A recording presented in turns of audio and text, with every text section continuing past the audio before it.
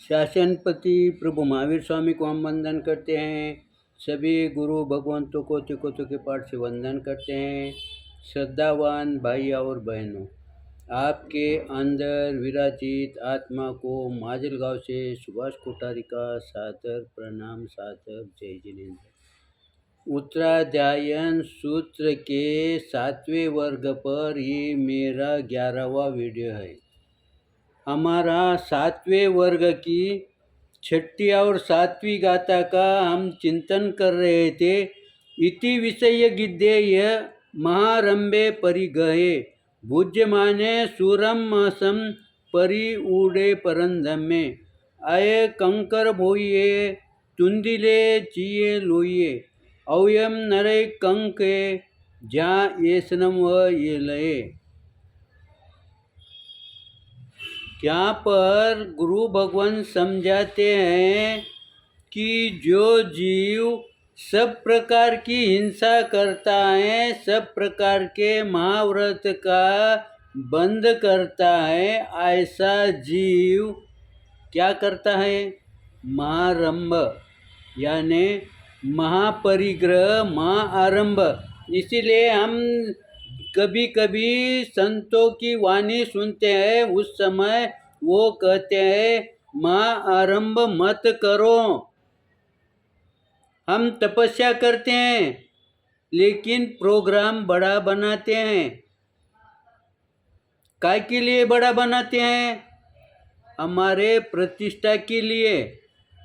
लेकिन गुरु भगवंतों ने शास्त्रों में क्या कहा है? महाआरंभ करने वाला सब महाव्रतों का खंडन करता है। फिर जिसने तपस्या की है वो किस लिए तपस्या की है? अपने कर्म बंद कम करने के लिए या बढ़ाने के लिए। फिर तुम तपस्या करते हो और आचरण विपरीत करते हो और फिर लाभ की अपेक्षा करते हो। कैसे लाभ आपको प्राप्त होगा? मान लो हमारा व्यवहार अच्छा चलने के लिए हम दुकान बड़ी करते हैं, सब प्रकार का माल होलसेल रेट में हम खरीदी करते हैं और अच्छी जगह पर दुकान भी लेते हैं। लेकिन जब दुकान की शुरुआत करते हैं उस समय यदि मालिक दुकान पर नहीं बैठा तो दुकान घाटे में चलेगी कि नहीं चलेगी? सिर्फ माल इकट्ठा करके दुकान में रखना यहाँ तक ही नहीं है।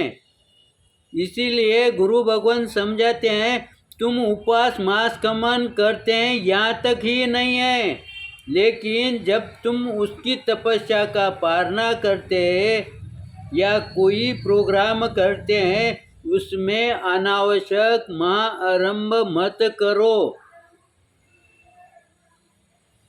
शास्त्र में बात कही है, लेकिन हम शास्त्र की बात पर चिंतन करते हैं क्या?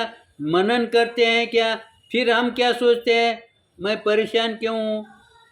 जब तुम शास्त्र की प्रभु के वाणी से विपरीत चलोगे तो तुम्हें दुख आना ही है। वो दुख से तुम्हें कोई भी नहीं बचा पाता, क्योंकि दुख आने का मार्ग ही आपने खुला रखा है। इसीलिए हम क्या करते हैं? आश्रयों को बंद करो बोलते हैं, लेकिन बंद नहीं करते, खाली मुख से बोलते हैं आश्रय पहले बंद करना फिर संवर में जाना। हम आश्रय खुला रखते हैं और संवर में जाते हैं तो फिर आने वाले, और संवर में हम थोड़ी क्रिया करते हैं लेकिन आश्रय की अधिक से अधिक क्रिया करते हैं। फिर हमें लाभ हुआ या हानि हुई? फिर हम जो क्रिया करते हैं उसमें हमें लाभ होने के बजाय हानि अधिक होती है, तो फिर ऐसा जीव, गुरु भगवान आगे शब्द देते हैं परंधम्मे। फिर ऐसा जीव क्या करता है? दूसरों को दमन करता है।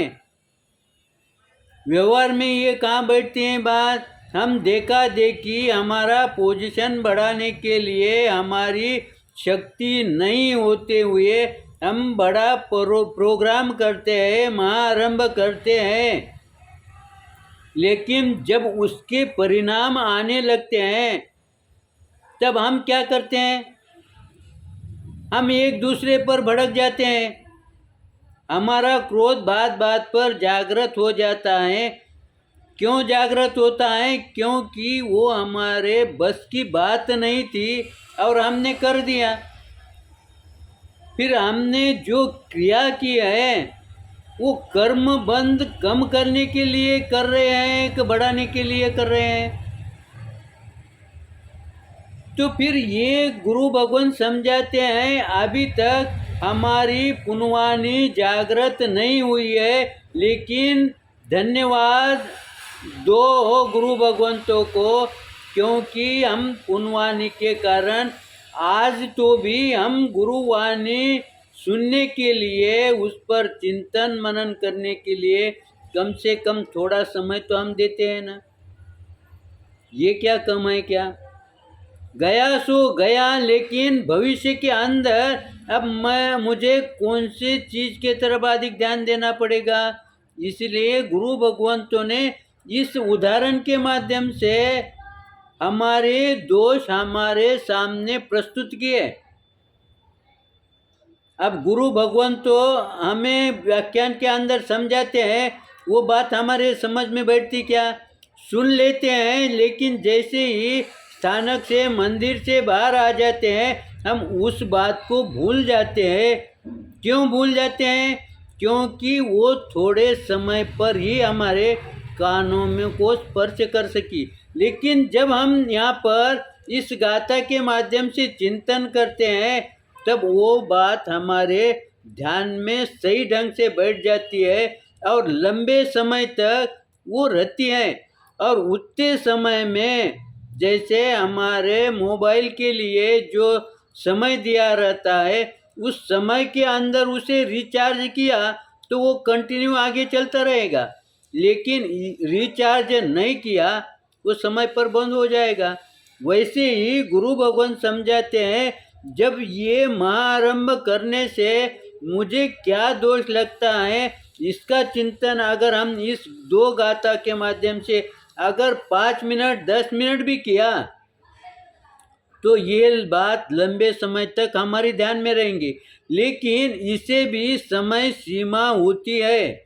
उस समय सीमा के अंदर वापिस रिचार्ज करें। रिचार्ज करना बोले तो क्या करना? वापिस हमें इस पर चिंतन करना पड़ेगा कि और क्या क्या दोष होते हैं। जैसे ही गुरु भगवंत आते हैं या गुरु भगवंतों का अगर सानिध्य नहीं मिला 5 मिनट 2 मिनट के लिए, हमने वापिस उस गाथा को खोल कर देखे तो हमें वो नई नई बात हमारे ध्यान में आएगी, नया ज्ञान हमारा खुलता रहेगा। जैसे ही हमारा नया ज्ञान खुलता रहेगा और साथ में पूर्व में जो ज्ञान प्राप्त किया है उसका रिवीजन हो जाएगा तो वो हमारा रिचार्ज हो जाएगा, तो वो बात हमारे लंबे समय तक हमारे ध्यान में रहेगी। अब लंबे समय तक ध्यान में क्यों रखना? इससे लाभ क्या होता है? इससे लाभ ये होता है हम कर्म के प्रति जागृत रहते हैं।